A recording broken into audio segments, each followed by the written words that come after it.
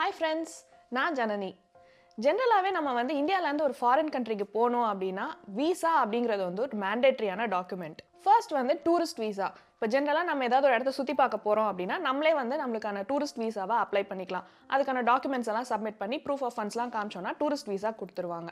Second type என்ன அப்படின்னு பார்த்தீங்கன்னா, நீங்கள் ஏதாவது ஒரு கண்ட்ரிக்கு போகிறீங்க, அந்த கண்ட்ரியில் உங்களுக்கு ஆல்ரெடி தெரிஞ்சவங்க யாரோ இருக்காங்கன்னா அவங்க உங்களை ஸ்பான்சர் பண்ணி கூப்பிட்டுக்கலாம். அதை வந்து நெதர்லாண்ட்ஸில் ஃப்ரெண்ட்ஸ் அண்ட் ஃபேமிலி விசா அப்படின்னு சொல்கிறாங்க. அண்ட் தேர்டு நம்மள நிறைய பேருக்கு தெரிஞ்சிருக்கும், ஜாபுக்காக ஒரு எம்ப்ளாயர் வந்து நம்மளுக்கு ஸ்பான்சர் பண்ணுற ஒர்க் விசா. இதை தவிர வந்து படிக்க வரவங்களுக்கு ஸ்டூடெண்ட்ஸ் விசா அப்படின்னு ஒன்று இருக்குது. பிஸ்னஸ் ரீசன்ஸ்க்காக வரவங்களுக்கு பிஸ்னஸ் விசா. அந்த மாதிரி டிஃப்ரெண்ட் டைப்ஸ் இருக்குது.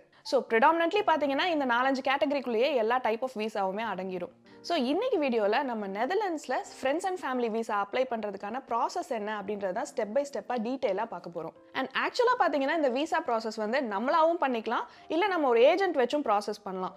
ஸோ ஏஜென்ட்டுன்னு நம்ம போனோம்னா கிட்டத்தட்ட ஒரு 2000 ஆரம்பிச்சு 6000 7000, அதாவது ஏஜென்ட் வைஸ் மாறும், அவ்வளோ நம்ம செலவு பண்ண வேண்டியிருக்கும். பட் ஆக்சுவலாக ரீசெண்டாக நாங்கள் வந்து ஏஜென்ட் இல்லாமல் நாங்களாவே இந்த விசா அப்ளிகேஷன் ப்ராசஸை பண்ணோம். ஸோ எங்களோட பர்சனல் எக்ஸ்பீரியன்ஸில் நாங்கள் எப்படி பண்ணோம், என்னென்ன ஸ்டெப்ஸ் இருந்தது, என்னென்ன டாக்குமெண்ட்ஸ் தேவைப்பட்டது அப்படின்றத தான் டீட்டெயிலாக உங்ககிட்ட ஷேர் பண்ணிக்கிறோம்.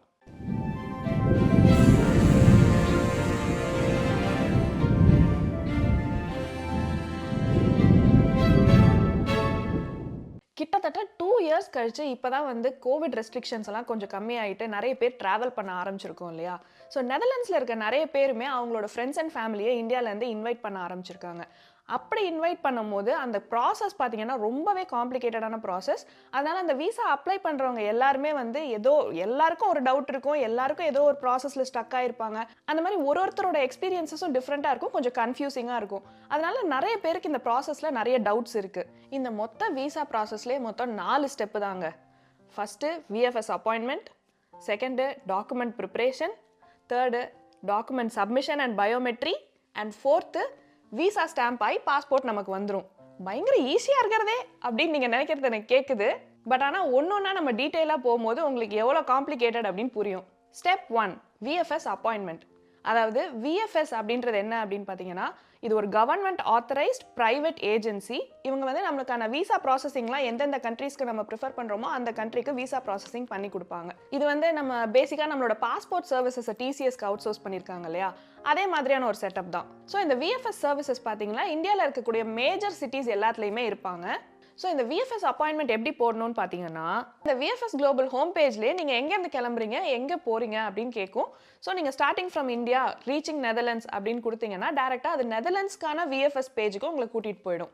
ஸோ இந்த பேஜில் இருக்கக்கூடிய இந்த புக் அண்ட் அப்பாயின்மெண்ட்ன்ற ஆப்ஷனை யூஸ் பண்ணி நம்ம அப்பாயின்மெண்ட் புக் பண்ணிக்கலாம். இது வந்து நம்ம பண்ணும்போது நம்ம ஒரு login ID account details use பண்ணி தான் பண்ணணும்.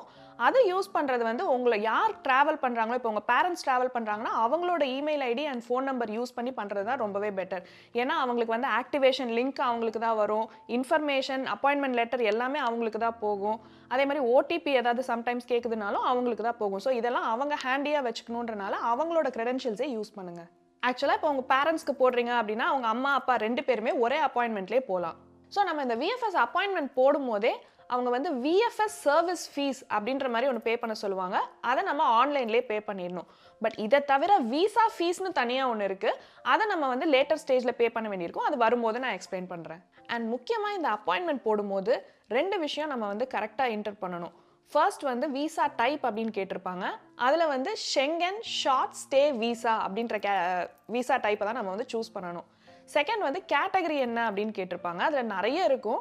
அதில் நம்ம என்ன சூஸ் பண்ணணும்னா ஃப்ரெண்ட்ஸ் அண்ட் ஃபேமிலி விசா அப்படின்றத தான் சூஸ் பண்ணணும். அதாவது நம்ம நெதர்லாண்ட்ஸில் இருந்துக்கிட்டு யாரையோ இந்தியாவிலேருந்து இன்வைட் பண்ண போகிறோம் இல்லையா, அவங்களுக்கு இந்த கேட்டகரி அப்ளிகபிள். இதை ஏன் ஷார்ட் ஸ்டே விசான்னு சொல்கிறாங்கன்னா, நம்ம நெதர்லாண்ட்ஸ்குள்ளேயோ இல்லை ஷெங்கன் ஏரியாக்குள்ளேயே வந்து அட் அ ஸ்ட்ரெச் இருக்கணும் அப்படின்னு பார்த்தீங்கன்னா 90 டேஸ் வரைக்கும் தான் இருக்க முடியும். 90 டேஸ்க்கு அப்புறம் வந்து நம்ம ஷெங்கன் ஏரியாவை விட்டு வெளியில் போயிடணும். அதுக்கப்புறம் நம்ம திருப்பி நெதர்லாண்ட்ஸ்குள்ளேயோ ஷெங்கன் ஏரியாக்குள்ளேயோ வரணும்னா 90 டேஸ் கழிச்சு தான் வர முடியும். ஸோ அந்த 90 டேஸ் நம்ம வெளியில் இருக்கோம் இல்லையா, அதை வந்து கூலிங் ஆஃப் பீரியட் அப்படின்னு அவங்க சொல்கிறாங்க. அண்ட் அதை விட ரொம்ப முக்கியமான விஷயம் என்னன்னா, இந்த விசாவில் வந்துட்டு நம்ம இங்கே வேலை பார்க்கவோ இல்லை வேலை தேடவோ கூடாது. அது வந்து இல்லீகல். ஸோ இதோட நம்மளோட ஃபர்ஸ்ட் ஸ்டெப், அதாவது விஎஃப்எஸ் அப்பாயின்மெண்ட் போடுறது முடிஞ்சிருச்சு. இப்போ நம்ம அடுத்த ஸ்டெப்பான டாக்குமெண்ட் ப்ரிப்ரேஷன் ஸ்டெப்புக்கு போகிறோம். இதுதான் இருக்கிறதுலே பயங்கர காம்ப்ளிகேட்டடான ஒரு ஸ்டெப்பு. ஏன்னா நிறைய லிஸ்ட் ஆஃப் டாக்குமெண்ட்ஸ் இருக்குது, பட் ஒன்னொன்னே நம்ம ப்ரிப்பேர் பண்ணுறதுல 1008 டவுட் வரும். அதனால இது ரொம்ப காம்ப்ளெக்ஸ் அப்படின்னு சொல்கிறேன். அந்த லிஸ்ட் ஆஃப் டாக்குமெண்ட்ஸில் பார்த்தீங்கன்னா ஒரு சிலது வந்து நம்ம நெதர்லாண்ட்ஸ்லேருந்து ப்ரிப்பேர் பண்ணி அனுப்பணும். அதே மாதிரி ஒரு சில டாக்குமெண்ட்ஸ் இந்தியாலேயே அவங்க ப்ரிப்பேர் பண்ணி சப்மிட் பண்ணக்கூடிய டாக்குமெண்ட்ஸ். ஸோ அந்த லிஸ்ட் ஆஃப் டாக்குமெண்ட்ஸ் என்னென்ன அப்படின்றத நான் அப்படியே உங்களுக்கு டிஸ்ப்ளே பண்ணுறேன். இதில் ஒன்னொன்னும் நம்ம எப்படி ப்ரிப்பேர் பண்ணோம் அப்படின்றத நம்ம டீட்டெயிலாக பார்ப்போம். ஃபர்ஸ்ட் வந்து Schengen visa application form. So இது வந்து every person who is travelling அவங்க வந்து ஒரு ஃபார்ம் ஃபில் பண்ண வேண்டியிருக்கும். இதுக்கு ஆன்லைனில் தான் நம்ம ஃபில் பண்ணி அதை ஃபைனலாக செக் பண்ணிவிட்டு டவுன்லோட் பண்ணிக்கணும். இது எந்த இடத்துல போய் நீங்கள் அந்த ஃபார்மை ஆக்சஸ் பண்ணலான்றதோட லிங்க்கை நான் டிஸ்கிரிப்ஷனில் கொடுக்குறேன். நெக்ஸ்ட் பார்த்தீங்கன்னா ட்ராவல் பண்ணக்கூடிய ஒரு பர்சனுக்கும் நம்ம வந்து நம்மளோட லோக்கல் முனிசிபாலிட்டியில், இங்கே ஹெமந்தேன்னு சொல்லுவாங்க, நம்ம தங்கியிருக்கக்கூடிய லோக்கல் முனிசிபாலிட்டியில் போய் ஒரு ஸ்பான்சர்ஷிப் ஃபார்ம் அப்படின்னு ஒன்று ஃபில் பண்ணி அவங்க சைன் வாங்கிட்டு வரணும். ஸோ இப்போ நம்ம 2 பேர் அப்பா அம்மா வராங்கன்னா அப்பாவுக்கு ஒரு ஃபார்ம் அம்மாவுக்கு ஒரு ஃபார்ம் அப்படின்ற மாதிரி நம்ம அங்கே போய் அவங்க முன்னாடி ஃபில் பண்ணி சைன் பண்ணி அதுக்கு ஒரு சின்ன ஃபீஸ் சொல்லுவாங்க, லைக் அது பர் ட்ராவலர் வந்து 10 யூரோன்னு நினைக்கிறேன். அதை நம்ம அவங்களுக்கு பே பண்ணிவிட்டு அந்த ஃபார்ம் வாங்கிக்கலாம். ஆக்சுவலாக இந்த ஸ்பான்சர்ஷிப் ஃபார்ம் இருக்கு இல்லையா, இது நம்ம வந்து ஆன்லைன்லேயே ஆக்சஸ் பண்ணி டவுன்லோட் பண்ணி ஃபில் பண்ணிக்கலாம். பட் அந்த சைன் பண்ணுறது வந்து நம்ம அந்த ஹெமன்டே அவங்க அந்த பர்சனல் முன்னாடி தான் நம்ம வந்து சைன் பண்ணணும். அதுக்கப்புறம் அவங்க வெரிஃபை பண்ணிவிட்டு ஸ்டாம்ப் பண்ணி கொடுப்பாங்க. அதை வச்சு தான் நம்ம வந்து விசா ப்ராசஸ் பண்ண முடியும். இதுதான் இருக்கிறதுலே செகண்ட் இம்பார்ட்டன்ட் ஃபார்ம். அடுத்து இந்த ஸ்பான்சர்ஷிப் ஃபார்முக்கு நம்ம ஒரு கவர் லெட்டர் எழுதணும். நம்மளே எழுதணும். அதாவது நான் வந்து so and so பர்சன், நான் இங்கே வந்து நெதர்லாண்ட்ஸில் வாழ்ந்துட்டு இருக்கேன், எனக்கு வந்து எங்கள் அப்பா அம்மாவை இன்வைட் பண்ணணும், அவங்களுக்கு இந்த ஊரை சுற்றி காமிக்கணும், இல்லை அவங்க என்னோட டைம் ஸ்பெண்ட் பண்ணணும், என் குழந்தைங்களோட டைம் ஸ்பெண்ட் பண்ணணும் அப்படின்ற மாதிரி நம்ம ஒரு ரீசன் ஸ்டேட் பண்ணி அவங்கள நம்ம இன்வைட் பண்ணுறோம் அப்படின்ற மாதிரி ஒரு லெட்டர் எழுதணும்.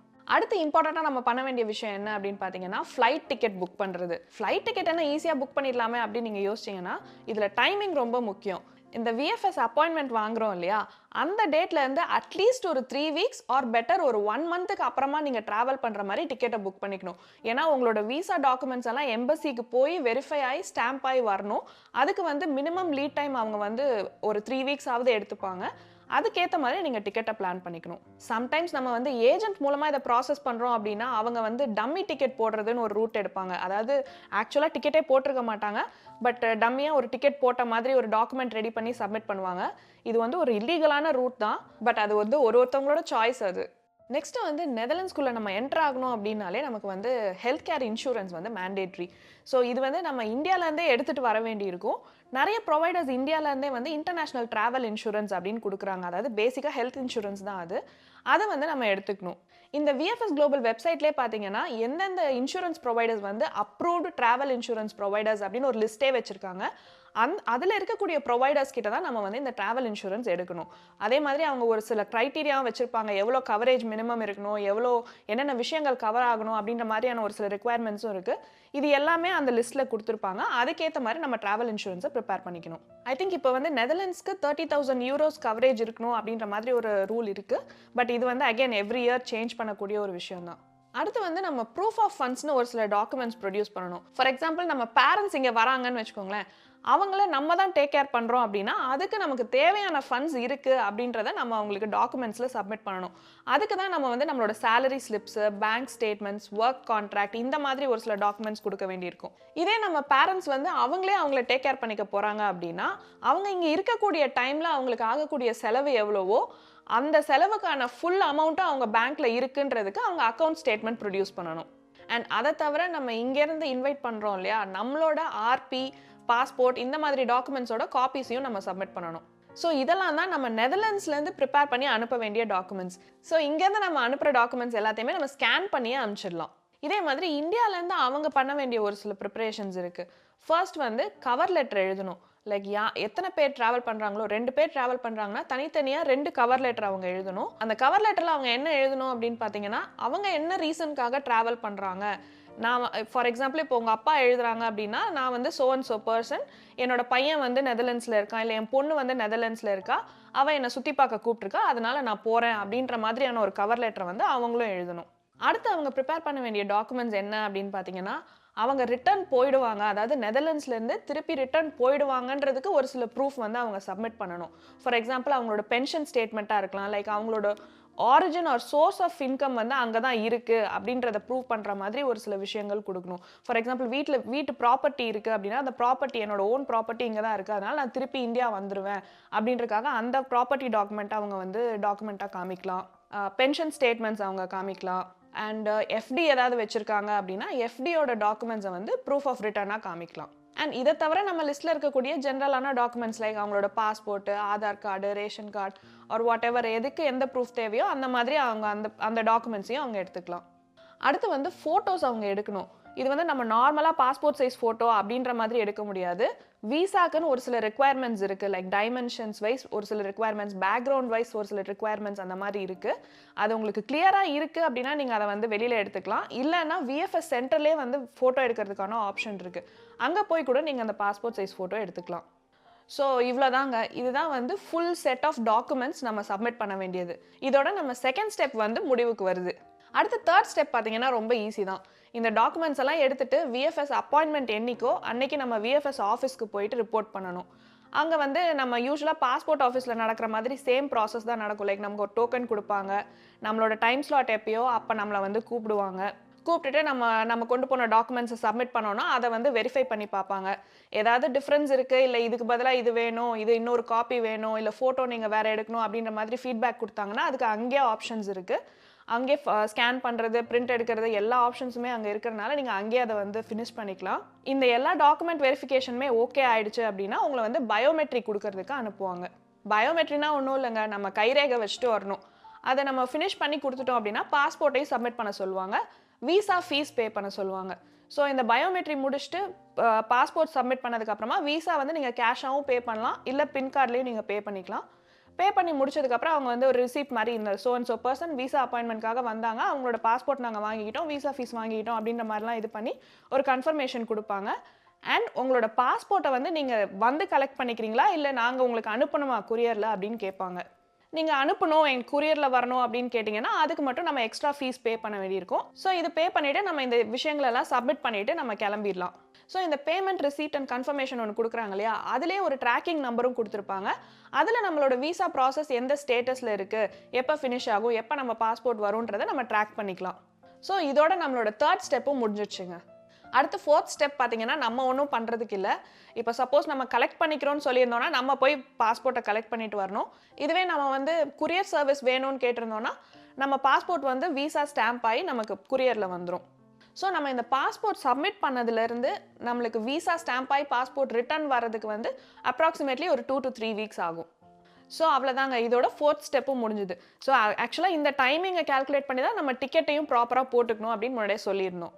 ஸோ இவ்வளோதாங்க, நம்ம நெதர்லாண்ட்ஸ்க்கு ஃப்ரெண்ட்ஸ் அண்ட் ஃபேமிலி விசாவில் ஒருத்தவங்களை இன்வைட் பண்ணணும்னா என்னென்ன ப்ராசஸ், என்ன ப்ரொசீஜர், என்னென்ன லிஸ்ட் ஆஃப் டாக்குமெண்ட்ஸ் தேவை, எவ்வளோ டைம் ஆகும், எவ்வளோ செலவாகும் அப்படின்றத தான் டீட்டெயிலாக இந்த வீடியோவில் பார்த்தோம். இந்த வீடியோ வழக்கம் போல் உங்களுக்கு ரொம்ப இன்ஃபர்மேட்டிவாகவும் யூஸ்ஃபுல்லாகவும் இருந்திருக்கும்னு நினைக்கிறேன். உங்களுக்கு இந்த வீடியோ பிடிச்சிருந்ததுன்னா லைக் பண்ணுங்கள். அதே மாதிரி உங்களுக்கு ஃப்ரெண்ட்ஸ் சர்க்கிளில் யாராவது இந்த மாதிரி விசா ப்ராசஸ் பண்ணிகிட்டு இருக்காங்கன்னா அவங்களுக்கு இந்த வீடியோவை ஷேர் பண்ணுங்கள். அண்ட் மறக்காமல் நம்ம சேனலுக்கு சப்ஸ்கிரைப் பண்ணுங்கள். நம்ம சேனலோட சோஷியல் மீடியா லிங்க்ஸ் எல்லாத்தையும் நாங்கள் டிஸ்கிரிப்ஷனில் கொடுக்குறோம், அங்கேயும் எங்களை ஃபாலோ பண்ணுங்கள். ஸோ தட் இதே மாதிரி நாங்கள் போஸ்ட் பண்ணுற புது வீடியோஸ் அண்ட் கண்டென்ட்ஸ் உடனே உங்களை வந்து சேரும். இதே மாதிரி இன்னொரு சூப்பரான வீடியோவில் சீக்கிரமே நான் உங்களை வந்து சந்திக்கிறேன். Until then, bye.